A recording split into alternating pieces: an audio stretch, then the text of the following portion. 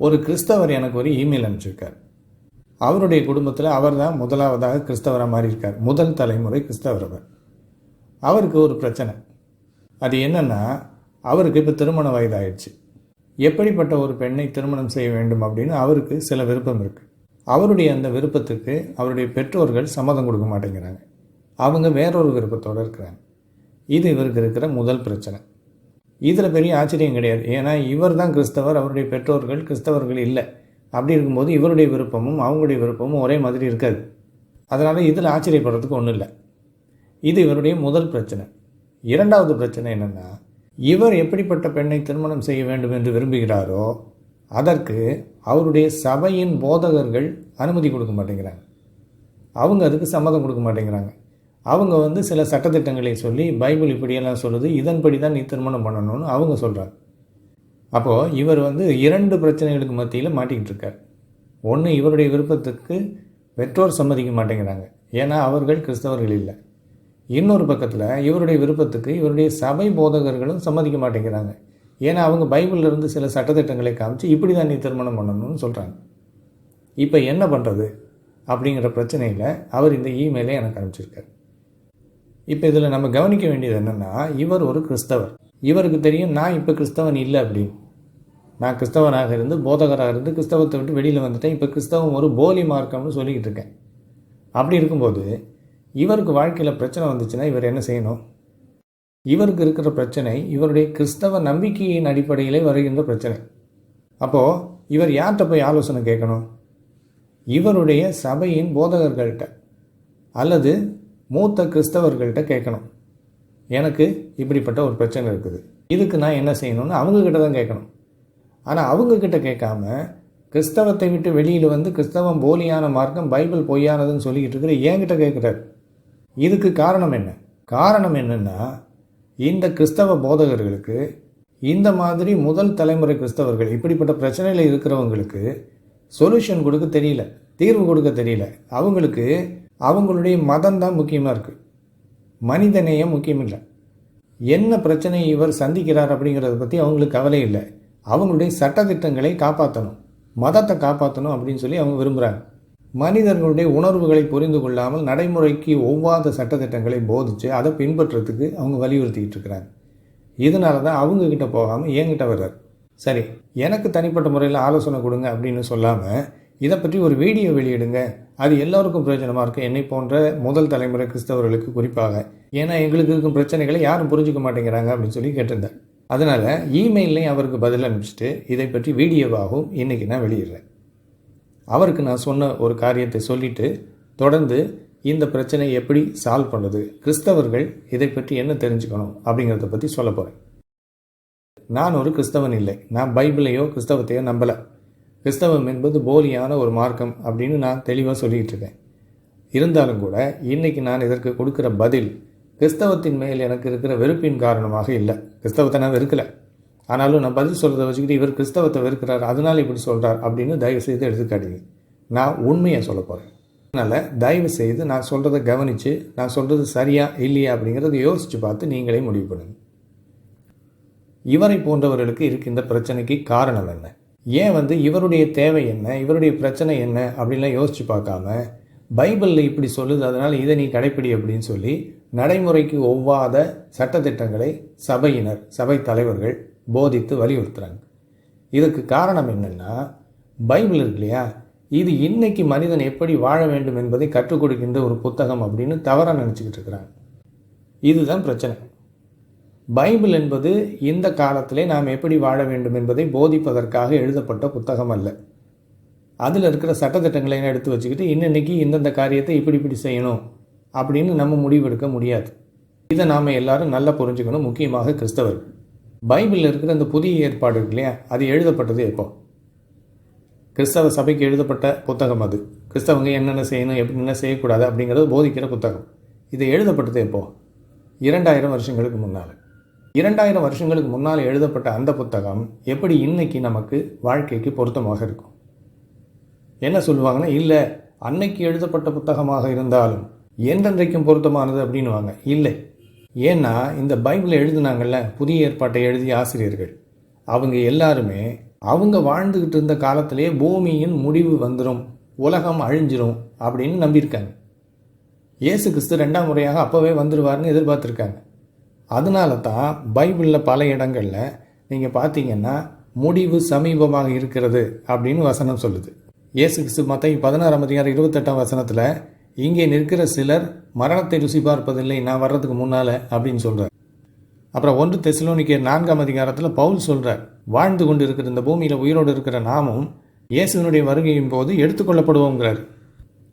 அப்போ இந்த பைபிளை எழுதினவங்க எல்லாருமே அன்றைக்கே உலகத்தின் முடிவு வந்துடும், இயேசு கிறிஸ்து வந்துடுவார், எல்லாம் முடிஞ்சிடும் அப்படின்னு எதிர்பார்த்து தான் பைபிள் எழுதியிருக்காங்க. 2000 வருஷம் கழித்து இந்த உலகத்தில் மக்கள் வாழ்வாங்க அப்படிங்கிறது அவங்களுக்கு தெரியாது. அவங்க வாழ்ந்த காலகட்டத்தில் மக்கள் எப்படி வாழணும் என்பதைத்தான் பைபிளில் அவங்க எழுதி வச்சுருக்கிறாங்க.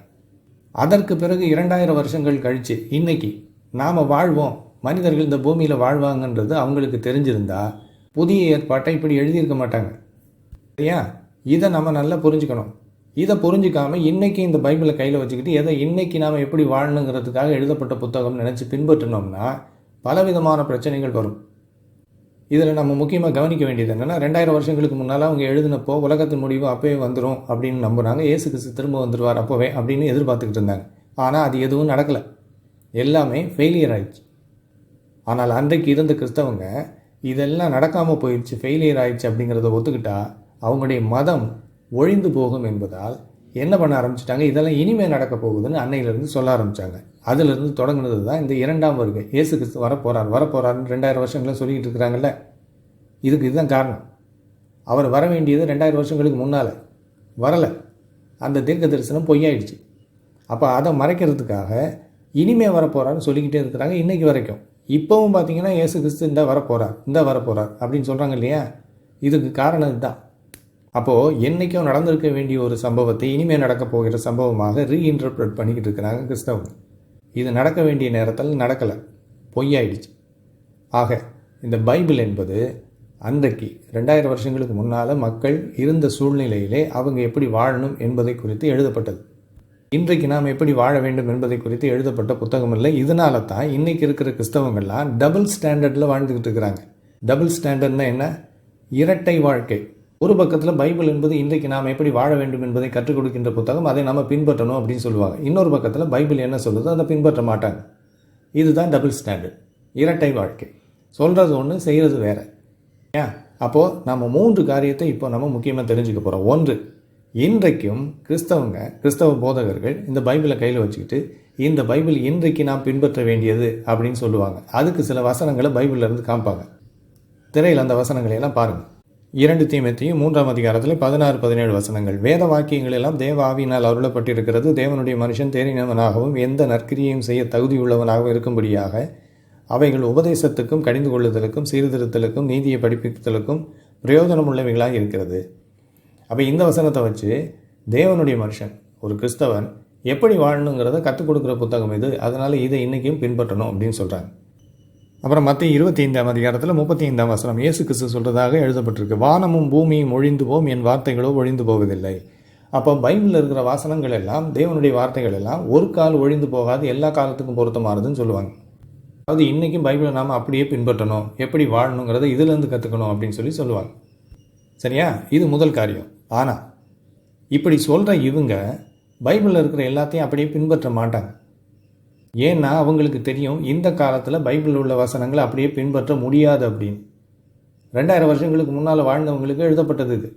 அதை இன்றைக்கி பின்பற்ற முடியாது, நடைமுறைக்கு ஒத்து வராது. இதை இவங்க நடைமுறை வாழ்க்கையில் கடைப்பிடிக்க முயற்சி பண்ணும்போது முடியாதுன்னு தெரிஞ்ச உடனே என்ன பண்ணுவாங்கன்னா, அந்த வசனத்திற்கு அன்னைக்கு என்ன அர்த்தம் இருந்ததோ அந்த அர்த்தத்தை மாற்றி வேறொரு அர்த்தத்தை கொடுப்பாங்க. They reinterpret those verses to suit their lifestyle today. உதாரணத்துக்கு, கேட்குற எல்லாருக்கும் கடன் கொடு அப்படின்னு சொல்லி இயேசு கிறிஸ்து சொல்லியிருக்கார். அவன் திருப்பி கொடுக்க மாட்டான் அப்படின்னாலும் நீ கொடுத்துரு அப்படிங்கிறார், கடன் கேட்டான்.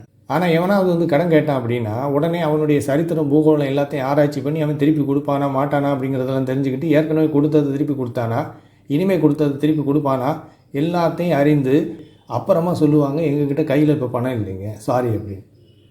ஏன் இப்படி? இயேசு கிறிஸ்து என்ன சொன்னார்? இப்படியெல்லாம் ஆராய்ச்சி பண்ணுன்னு சொன்னாரா? எவன் கேட்டாலும் கடன் கொடு, திருப்பி கொடுக்கலைனாலும் கொடுன்றார். அந்த வசனத்தை பாருங்கள், மத்திய 5ஆம் அதிகாரம் 42ஆம் வசனத்தில் இயேசு கிறிஸ்து இப்படி சொல்கிறதாக பைபிள் சொல்லுது. உன்னிடத்தில் கேட்கிறவனுக்கு கொடு, உன்னிடத்தில் கடன் வாங்க விரும்புகிறவனுக்கு முகம் கோணாதே. அது மட்டும் இல்லை, லூக்கா 6ஆம் அதிகாரத்தில் 34ஆம் வசனத்தில் என்ன சொல்கிறார் பாருங்கள் இயேசு கிறிஸ்து. திரும்ப கொடுப்பார்கள் என்று நம்பி நீங்கள் கடன் கொடுத்தால் உங்களுக்கு பலன் என்ன? திரும்ப தங்களுக்கு கொடுக்கப்படும்படியாக பாவிகளுக்கு கடன் கொடுக்கிறார்களே. அப்போ இயேசு கிறிஸ்து என்ன சொல்கிறார்? யார் கடன் கேட்டாலும் கொடுங்க, கடன் அவன் திருப்பி கொடுக்க மாட்டான்னு உங்களுக்கு தெரிஞ்சாலும் தாராளமாக கொடுங்கன்றார். இதை கிறிஸ்தவங்க இன்றைக்கி பின்பற்றுறாங்களா? இல்லை. ஏன் இப்படி? இயேசு கிறிஸ்து இப்படி சொல்லியிருக்காரு அப்படின்னு கேட்டால், இல்லை, நமக்கு ஆண்டவர் அறிவை கொடுத்துருக்கிறார் இல்லையா, அந்த அறிவை பயன்படுத்தி நாம் முடிவுகளை எடுக்கணும்னு ஆண்டவர் விரும்புகிறார் இல்லையா அப்படின்னு இயேசு கிறிஸ்து சொன்ன வசனத்துக்கே இவங்க மாற்று விளக்கத்தை கொடுப்பாங்க. அப்போ இவங்களுக்கே தெரியுது இயேசு கிறிஸ்து அன்றைக்கு சொன்ன அந்த உபதேசம் இன்றைக்கு இவங்களால் பின்பற்ற முடியாது அப்படின்னு. அப்புறம் எதுக்கு பைபிள் எல்லா காலத்துக்கும் உரியது அப்படின்னு சொல்லிக்கிட்டு இருக்கிறாங்க? இப்படி பைபிளில் இருக்கிற பல உபதேசங்களுக்கு இவங்க புது விளக்கத்தை கொடுப்பாங்க. அன்னைக்கு இந்த வசனங்கள் எழுதப்பட்ட பொழுது என்ன அர்த்தத்தில் அந்த ஆசிரியர்கள் எழுதினாங்களோ அந்த அர்த்தத்தை விட்டுட்டு இன்றைக்கு இவங்க வாழ்கிற வாழ்க்கைக்கு ஏற்ற மாதிரி அந்த வசனங்களுக்கு வேறு அர்த்தத்தை கொடுத்து அதை நாங்கள் பின்பற்றுகிறோம் அப்படின்னு சொல்லிக்குவாங்க. இது ஒரு மாயத்தனம். சரியா? அப்போ இந்த 2 காரியங்களை நம்ம பார்த்துருக்கோம். ஒன்று, பைபிளில் இருக்கிற எல்லா காரியங்களையும் இன்றைக்கு பின்பற்ற வேண்டியது, இன்றைக்கு நாம் எப்படி வாழ வேண்டும் என்பதை கற்றுக் கொடுக்கின்ற புத்தகம் தான் பைபிள்னு ஒரு பக்கத்தில் போதிப்பாங்க. ஆனால் இன்னொரு பக்கத்தில் அந்த பைபிளில் இருக்கிற வசனங்களுக்கு இன்னைக்கு ஏற்றபடி இவங்க வேற ஒரு விளக்கம் கொடுப்பாங்க. அந்த பைபிளை எழுதினவங்க என்ன அர்த்தத்தில் எழுதினாங்களோ அதை விட்டுட்டு இவங்க எப்படி வாழ்ந்துக்கிட்டு இருக்கிறாங்களோ இதுக்கு ஏற்றபடி அந்த வசனங்களை மாற்றி அர்த்தம் எடுத்துக்குவாங்க. இந்த 2 விஷயங்களையும் பார்த்தோம் இல்லையா? இப்போ 3வது ஒரு முக்கியமான விஷயம், அது என்னென்னா, பைபிளில் இருக்கிற நிறையா வசனங்களை இவங்க இன்றைக்கு பொருந்தாதுன்னு இவங்களே சொல்லுவாங்க. உதாரணத்துக்கு அப்போஸ்தலர் 4ஆம் அதிகாரத்தில் பார்த்தீங்கன்னா, அன்றைக்கு இருந்த விசுவாசிகள் எல்லாம் அவங்களுக்கு வந்து சொத்தையெல்லாம் விற்று கொண்டு வந்து சபையில் கொடுத்தாங்க. ஒரு காசு கூட தன்னிடத்தில் வச்சுக்காம எல்லாத்தையும் கொண்டு வந்து சபை போதகர்கள்ட்ட கொடுத்துட்டாங்க. இன்றைக்கி கிறிஸ்தவங்க இதை பின்பற்றுகிறார்கள் அப்படின்னு பார்த்தீங்கன்னா இல்லை. போதகர்கள் விரும்புகிறாங்க எல்லாத்தையும் விற்று கொண்டு வந்து தங்கிட்ட கொடுக்கணும் அப்படின்னு. ஆனால் விசுவாசிகள் அப்படி செய்கிறதில்லை. ஏன்னு கேட்டிங்கன்னா, இல்லை, அது அந்த காலத்தில் இருந்த சூழ்நிலைகளுக்காக சொல்லப்பட்டது, அன்னைக்கு இருந்த சூழ்நிலைகளுக்காக அவங்க அப்படிலாம் செஞ்சாங்க, இன்றைக்கி நாம் அதை அப்படியே கடைப்பிடிக்க வேண்டும் என்று அவசியம் இல்லை அப்படின்னு சொல்லி அந்த வசனங்களெல்லாம் இன்றைக்கு பொருந்தாதுன்னு இவங்களே சொல்கிறாங்க. அப்போ கவனிங்க, 2000 வருஷங்களுக்கு முன்னால் இருந்த சூழ்நிலைகளுக்காக எழுதப்பட்டது அப்படின்னு சில வசனங்களுக்கு இவங்க விளக்கம் கொடுத்துட்டு, ஆனால் அதே நேரத்தில் பைபிள் எல்லா காலத்துக்கும் பொருத்தமானது, நாம் இன்றைக்கு எப்படி வாழ வேண்டும் என்பதை கற்றுக் கொடுக்கின்ற புத்தகம் அப்படின்னு மாயத்தனமாக பேசுகிறாங்க. மரித்தோரை அடக்கம் பண்ணட்டும், நீ என்னை பின்பற்றி வான்னு இயேசு சொல்கிறார். உன் குடும்பத்தை எல்லாம் விட்டுட்டு என் பின்னால் வா அப்படின்னு இயேசு அழைக்கிறார். இவங்க இப்படி போகிறாங்களா? கிறிஸ்தவர்கள் ஒருத்தர் மேலே ஒருத்தர் கேஸ் போடக்கூடாதுன்னு பைபிள் சொல்லுது. இவங்க அப்படி செய்கிறாங்களா? இல்லை.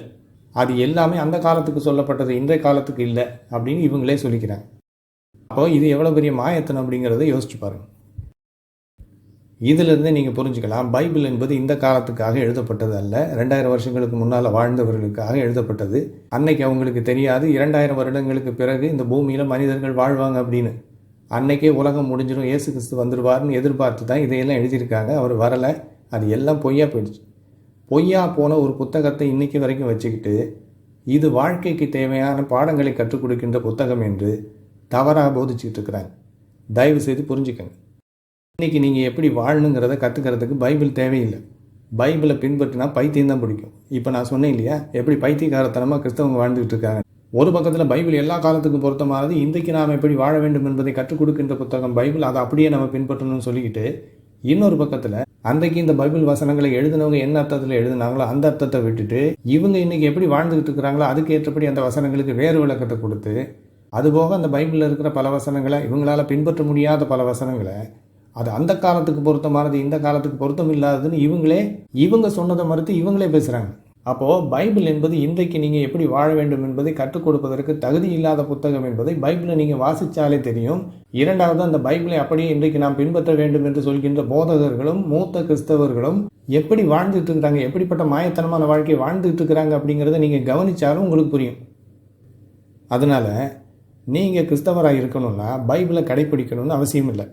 பைபிளில் இருக்கிற எதுவும் இன்றைக்கி நீங்கள் எப்படி வாழ வேண்டும் என்பதை கற்றுக் கொடுப்பதற்காக எழுதப்பட்டது அல்ல. அதை நீங்கள் கடைப்பிடித்து வாழணும்னு நினச்சிங்கன்னா எப்படி மற்ற கிறிஸ்தவர்களெல்லாம் மாயத்தனமாக வாழ்ந்துக்கிட்டு இருக்கிறாங்களோ அப்படி தான் நீங்களும் வாழ வேண்டியிருக்கும். இந்த பைபிளை வச்சுக்கிட்டு உங்களை கண்ட்ரோல் பண்ணுறதுக்கு யாருக்கும் நீங்கள் அனுமதி கொடுக்காதீங்க. உங்களுடைய சபை தலைவர்கள் அவங்க எவ்வளவு மூத்தவர்களாக இருந்தாலும் சரி, எவ்வளவு காலம் ஊழியம் செய்கிறவங்களாக இருந்தாலும் சரி, பைபிளில் இருக்கிற வசனங்களை காட்டிக்கிட்டு நீ இப்படி தான் வாழணும்னு சொன்னாங்கன்னா அதை நீங்கள் ஏற்றுக்க வேண்டிய அவசியம் இல்லை. இந்த பைபிளை பின்பற்றாமலே இந்த நாட்களிலே எப்படி வாழ வேண்டும் என்று நீங்கள் தீர்மானித்து வாழுங்க. புத்தியை பயன்படுத்துங்க. 2000 வருஷங்களுக்கு முன்னாலே எழுதப்பட்ட பொருத்தம் இல்லாத புத்தகத்தை பயன்படுத்தாதீங்க.